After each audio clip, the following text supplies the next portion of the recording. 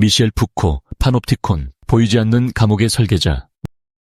미셸 푸코는 보이지 않는 감옥의 설계자라는 별명이 매우 적절한 20세기 철학자입니다. 그는 현재 권력이 더 이상 눈에 보이는 왕이나 독재자의 칼이 아니라 일상의 구조와 지식체계 속에 스며들어 개인을 규율하는 방식으로 작동하고 있음을 폭로했습니다. 미셸 푸코는 권력이 더 이상 왕의 칼이나 교도관의 무쇠처럼 드러나지 않는다고 말했습니다. 그는 파놉티콘, 한 명의 시선이 모두를 감시할 수 있는 구조에서 새로운 통치의 원리를 읽어냈죠. 이제 그 시선은 CCTV와 안녕하세요. 오늘 우리는 철학자 미셸 푸코의 눈을 통해서 지금 우리가 살아가는 이 현대사회를 움직이는 보이지 않는 힘의 정체가 뭔지 한번 파헤쳐 보려고 합니다. 우리가 너무나 당연하게 여기는 모든 것들 뒤에 숨겨진 권력의 작동 방식, 그 속을 한번 들여다보는 시간이 될 겁니다. 혹시 이런 생각 해보신 적 없으세요? 왠지 모르게 매일 감시당하고 또 관리받고 있다는 느낌이요. 마치 보이지 않는 감옥에 갇힌 것 같다는 그런 기분 말이에요. 이게 대체 무슨 의미인지 지금부터 저와 함께 그 실체를 파헤쳐 보시죠. 한번 보세요.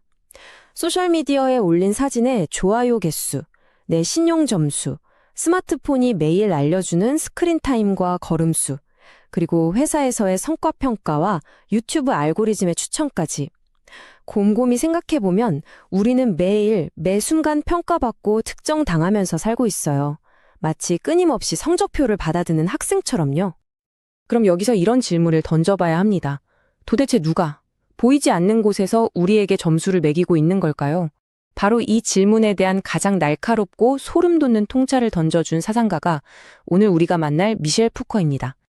푸코 하면 보통 어렵고 딱딱한 철학자라고 생각하시는데요. 전혀 아닙니다. 이 사람은 뭐랄까 우리가 사는 세상에 보이지 않는 권력 구조를 아주 날카롭게 해부한 그런 사유의 혁명가에 가까워요. 푸코가 하려고 했던 건 딱 하나입니다. 우리가 너무나 자연스럽게 원래 그런 거 아니야? 하고 생각하는 것들 있잖아요. 예를 들어 진리라던가 정상 같은 거요. 사실은 그게 어떻게 만들어졌는지를 까발리는 거였어요. 그 단단한 당연함의 벽에 창문을 탁 내서 그 너머를 보게 만든 거죠. 자, 이제부터가 진짜입니다. 푸코가 우리 사회에 던진 첫 번째 폭탄, 바로 권력에 대한 이야기인데요. 아마 생각이 완전히 뒤집히실 거예요. 우리가 보통 권력하면 뭐가 떠오르세요? 그쵸? 뭔가 하지마, 안 돼 하면서 억누르고 벌 주고 뭐 그런 거잖아요. 왕이나 독재자처럼요. 근데 푸코는 여기서 묻는 거죠. 과연 그게 전부일까 하고요. 푸코의 대답은요. 아주 단호하게 아니오입니다. 권력은 단순히 억압만 하는 게 아니라는 거예요. 오히려 무언가를 적극적으로 만들어내는 아주 생산적인 힘이라는 거죠. 이게 무슨 말이냐면요. 권력이 현실 자체를 조립하고 만들어낸다는 뜻이에요. 와, 엄청나죠? 푸코는 이걸 권력, 지식이라는 개념으로 설명하는데요. 권력이랑 지식이 서로 찰싹 붙어서 떨어질 수 없는, 뭐랄까, 동전의 양면 같다는 거예요. 자, 예를 들어 볼게요. 의학 지식. 그냥 병 고치는 기술 같잖아요. 근데 아니에요. 의학은 뭐가 정상적인 건강이고 뭐가 비정상적인 질병인지를 딱 정의해버려요.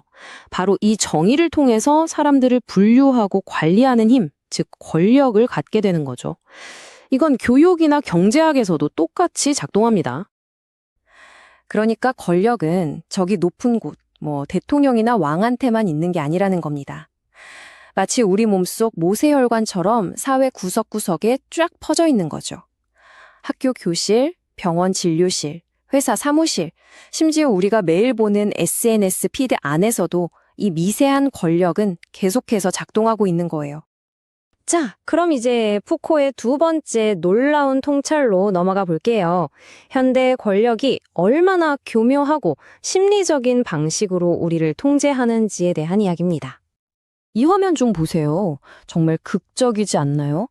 18세기에는 죄인의 몸을 사람들 앞에서 잔인하게 찢는 공개 처형으로 왕의 힘을 과시했어요.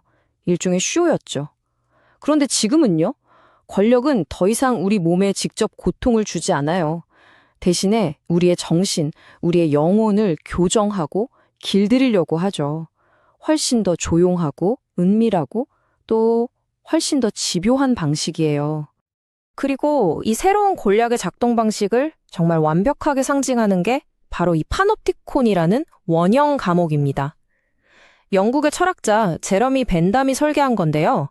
핵심은 딱 하나, 시선의 비대칭성이에요. 가운데 탑에 있는 간수는 모든 죄수를 볼 수 있는데 죄수들은 간수가 자기를 보고 있는지 아닌지 알 수가 없어요. 이 구조가 만들어내는 심리적 효과가 정말 무섭습니다. 혹시 지금 누가 날 보고 있지 않을까? 이 생각 하나만으로 사람들은 결국 어떻게 될까요? 맞아요. 보이지 않는 감시자의 시선을 자기 안으로 가져와요. 그리고 결국엔 스스로가 스스로를 감시하는 자기 감시자가 되어버리는 거죠. SNS에 글 올리기 전에 괜히 한 번 더 고민하고 회사에서 누가 보지 않아도 열심히 일하는 척하는 거. 다 이런 원리예요. 푸코는 이렇게 길들여진 우리를 순종적인 몸이라고 불렀습니다. 이게 뭐 옛날 감옥 이야기 같으세요? 천만에요. 이게 바로 21세기 오늘 우리의 현실입니다. 길거리의 CCTV, 내 모든 클릭을 추적하는 빅데이터, SNS에서 끊임없이 느껴지는 남들의 시선. 이 모든 게 바로 현대판 파놉티콘이에요. 디지털 기술이 이 감옥을 사회 전체로 그냥 확 넓혀버린 거죠. 우리는 지금 거대한 전자 감옥 안에서 스스로를 감시하며 살고 있는지도 모릅니다. 자, 이제 푸코의 세 번째, 그리고 어쩌면 가장 충격적인 통찰로 가보겠습니다. 우리가 너무나 당연하게 여기는 정상이라는 개념 자체가 사실은 권력의 도구라는 주장입니다. 푸코는 광기의 역사라는 책에서 광기라는 개념이 시대에 따라 어떻게 바뀌었는지를 보여줘요. 르네상스 시대만 해도 광인은 좀 특별한 지혜를 가진 사람 취급을 받았는데 17세기가 되니까 갑자기 이성이 없는 자라면서 감옥에 가둬버려요. 그러다 19세기가 되면 갑자기 치료해야 할 정신질환이 되죠. 이게 정말 순수한 과학의 발전 때문이었을까요? 푸코의 대답은 정말 소름 돋습니다. 광기가 질병이어서 배제된 게 아니다. 배제하기 위해서 광기를 질병으로 만든 것이다. 와, 이 한 문장이 모든 걸 말해주죠.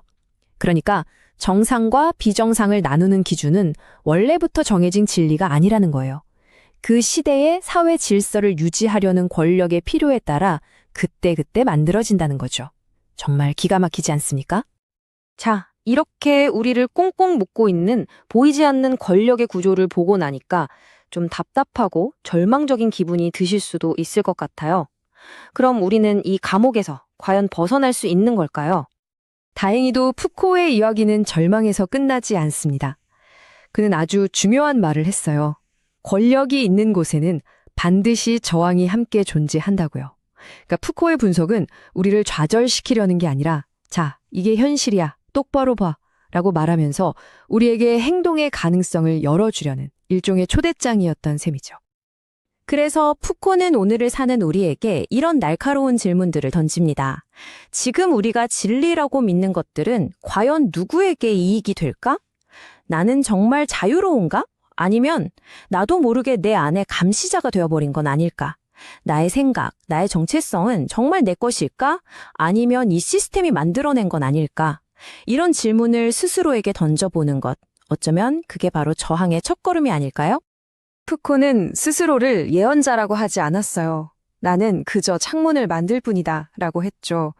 그가 힘들게 만들어준 그 창문 덕분에 우리는 이제 우리를 가두고 있는 감옥의 구조를 어렴풋이나마 볼 수 있게 됐습니다. 자, 이제 그 창문 밖으로 나아갈 첫걸음을 뗄지 말지는 온전히 우리 각자의 몫으로 남았습니다.